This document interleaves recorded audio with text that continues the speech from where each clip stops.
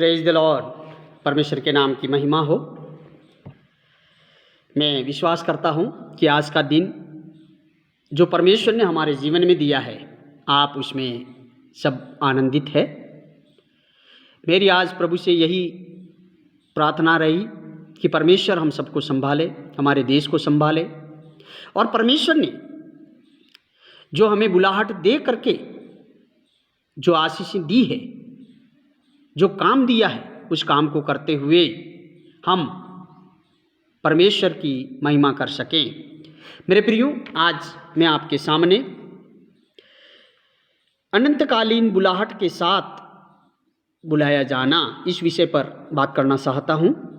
अनंतकालीन बुलाहट के साथ बुलाया जाना, इसका मतलब है परमेश्वर ने उसकी संगति में आपको और मुझे और हम सबको, जो परमेश्वर के भक्त है, ना कि दुनियावी भक्त, जीवित परमेश्वर को मानने वाले और जानने वाले और अपने विश्वास को उस पर थामे रह करके जीने वाले, वही परमेश्वर के भक्त है।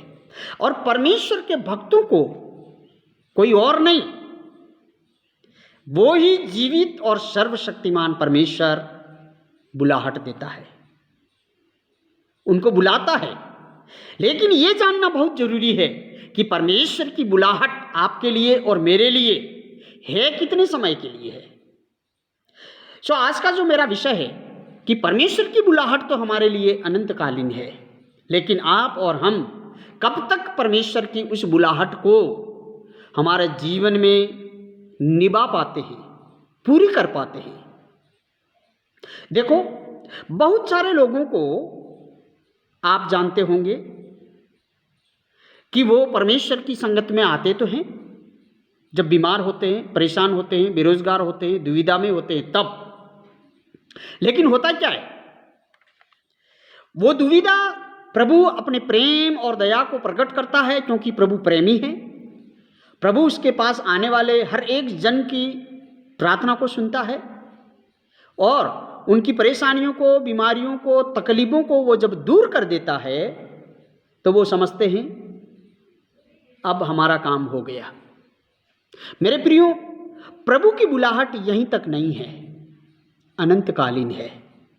चाहे कितना भी बड़ी बीमारी, कितना भी बड़ी महामारी के समय काल में आप और हम क्यों ना जी रहे हैं, परमेश्वर ने जो बुलाया है उसकी बुलाहट को थामे रहें, अंतिम समय तक थामे रहें।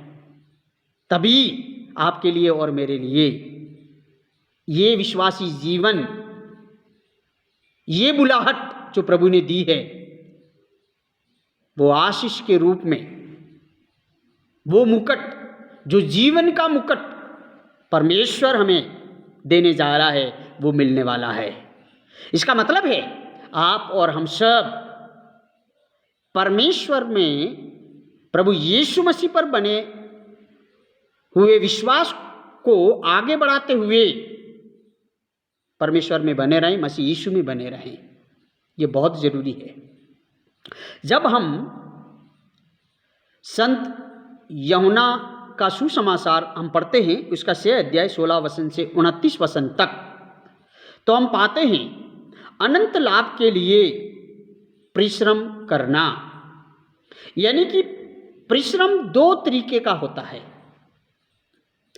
एक तो इस जीवन के लाभ के लिए और एक अनंत काल की जीवन के लाभ के लिए। हमें दोनों परिश्रम करना तो है, लेकिन वो परिश्रम पर ज्यादा ध्यान देना है जो अनंत काल की लाभ के लिए है। वो है प्रभु की बुलाहट, प्रभु के दिए हुए काम। और वहां पर हम पढ़ते हैं संत यूहन्ना का सुसमाचार, उसका 6 अध्याय 25 वचन से आगे, तो ऐसा लिखा है कि यीशु मसीह ने जिनके पार जब वे उससे मिले, यानी कि यीशु मसीह के चेले मिले, तो कहा, हे रबी, तू यहां कब आया? यीशु ने उन्हें उत्तर दिया, मैं तुमसे सच सच कहता हूं कि तुम मुझे इसलिए नहीं ढूंढते हो कि तुमने आश्चर्य कर्म देखे, परंतु इसलिए कि तुम रोटियां खाकर तृप्त हुए। नाशवान भोजन के लिए परिश्रम ना करो, परंतु उस भोजन के लिए जो अनंत जीवन तक ठहरता है, जिसे मनुष्य का पुत्र तुम्हें देगा, क्योंकि पिता अर्थात परमेश्वर ने उसी पर सांप लगाई है। उन्होंने उससे कहा, परमेश्वर के कार्य करने के लिए हम क्या करें? यीशु ने उन्हें उत्तर दिया, परमेश्वर का कार्य ये है कि तुम उस पर जिसे उसने भेजा है विश्वास करो। परमेश्वर ने किसको भेजा? यीशु मसीह को भेजा है। परमेश्वर ने यीशु मसीह को इस संसार में भेजा। आपको और मुझे परमेश्वर ने जो बुलाहट दिया कि हम यीशु मसीह पर, जो परमेश्वर का भेजा हुआ है, उस पर विश्वास करें। ये हमारा अनंत काल का, अनंत लाभ का परिश्रम है, जो अनंतकालीन बुलाहट के साथ हमें बुलाया है कि हम विश्वास को थामे रहें। हालेलुया! विश्वास को छोड़े नहीं। देखो, यहाँ पर भी कुछ लोग रोटी खाने के लिए, चमत्कार को देखने के लिए या कुछ और बातों को जानने के लिए प्रभु के पीछे आते थे, और प्रभु इस बात को जानते थे। आज भी लोग चर्च में, बहुत सारे लोग सचमुच में अपने विश्वास की वजह से नहीं, बल्कि संगति प्राप्त करने के लिए या शांति प्राप्त करने के लिए, या फिर वो किसी न किसी परेशानी में, उस परेशानी से छुटकारा प्राप्त करने के लिए वो चर्च से जुड़े हुए हैं, परमेश्वर के लोगों से और परमेश्वर की कलीसिया से जुड़े हुए हैं। लेकिन सचमुच में प्रभु ने आपको और मुझे इसलिए बुलाया है कि हम विश्वास को थामे रहें, विश्वास में बने रहें। हमारा विश्वास का लेवल कभी भी नीचे ना हो, किसी भी हालत में क्यों ना हो। यही हमारा अनंत लाभ का परिश्रम ठहरेगा, जो हमें अनंत काल का जो मुकुट है वो हमें देने के लिए हमारा विश्वास ही काम आएगा। इसलिए मेरे प्रियो, आज के इस विषय के अनुसार मैं आपको यही बात कहना चाहता हूँ कि आप अपने जीवन में विश्वास को थामे रहें। परिस्थिति चारों ओर देखें तो बहुत बुरी है, लेकिन विश्वास ये है कि यीशु मसीह ने कहा, मैं तुम्हारा परमेश्वर हूँ, मैं तुझे संभालूंगा।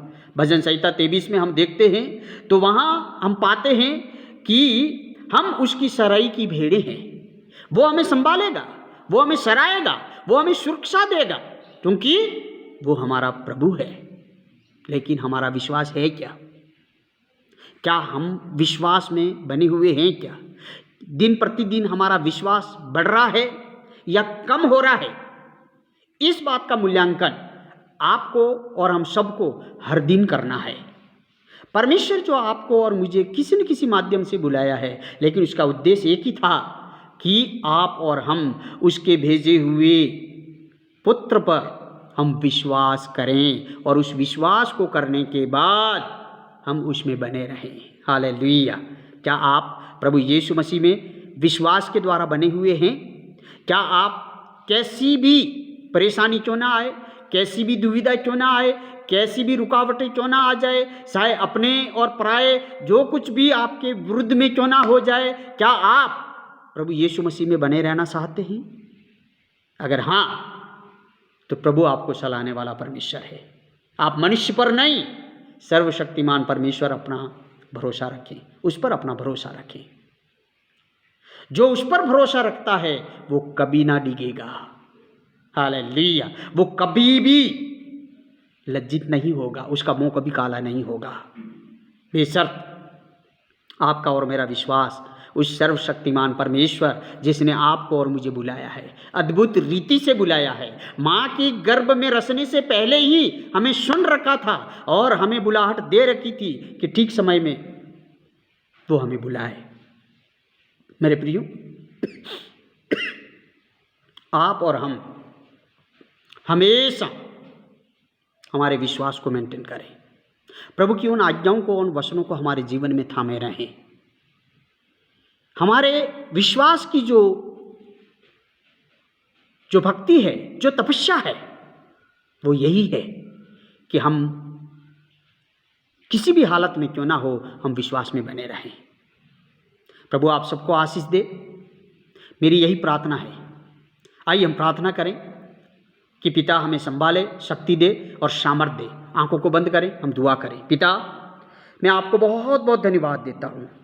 जो भाई जो बहन इस वीडियो के द्वारा दिए हुए आपके वचन रूपी संदेश को सुन करके अपने विश्वास को मजबूत करते हैं, तो पिता आप पवित्र आत्मा को रिलीज कर उनको शक्ति दे, उन्हें सामर्थ्य दे, ताकि वो बुरे हालातों में प्रभु जी वो आप पर अपने विश्वास को थामे रह सके और आशीषों को पा सके। जो आशीषें अभी तक उनके जीवन में आपने दी है, उनसे कहीं बड़ी आशीषें आप उनके जीवन में देने जा रहे हैं। पिता आप सहायता और मदद कर। प्रार्थना सुना, धन्यवाद। यीशु मसीह के नाम में दुआ मांगते हैं, सुन और कबूल कर पिता। आमीन, आमीन, आमीन। परमेश्वर आप सबको आशीष दे। God bless you.